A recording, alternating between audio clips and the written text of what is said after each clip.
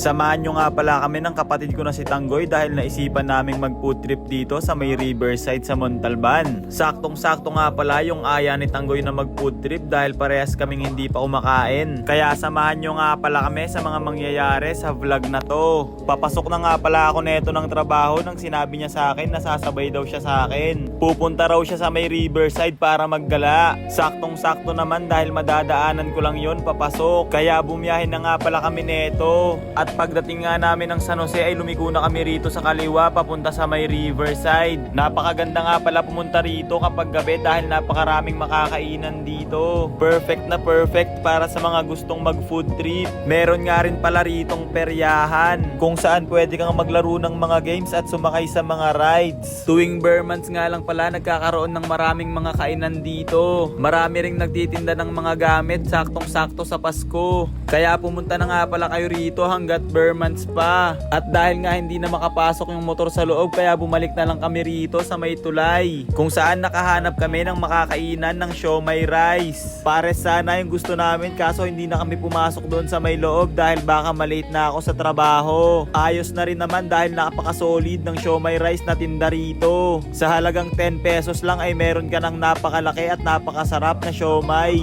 Swak na swak to lalo na kapag paparisan mo ng rice. Talaga namang mabubusog ka kahit anong gutom mo. At dito nga ay nilagyan pa ni Tanggoy ng chili garlic oil yung siomai niya. Talaga namang magiging solid at sulit ang magiging first bite mo neto.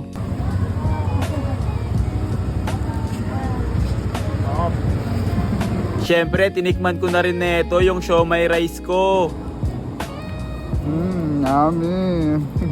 Talaga namang solid at napakasarap. Kaya tamang food trip na naman neto si Uncle Break at si Tanggoy. At dahil nga nakakabusog ng sobra yung siomai rice kaya bumili na rin kami ng panulak. Sa halagang 10 pesos nga lang din ay meron ka ng palamig na black gulaman. At nang matapos nga kaming kumain ay nagpaalam na rin ako neto. Nakipag fist bump na nga rin pala ako neto kay kuya na nabilan namin ng siomai rice. Kapag nakita nyo nga siya rito sa riverside ay bumili na kayo dahil napakasarap ng tinda niya. At mayroon pa nga rin pala ritong nakakilala kay Uncle Break. Nagpo-food trip nga rin pala sila rito sa riverside. Shout out sa inyo mga idol. Hanggang dito na nga lang rin pala yung vlog namin ni Tanggoy. Salamat sa panonood.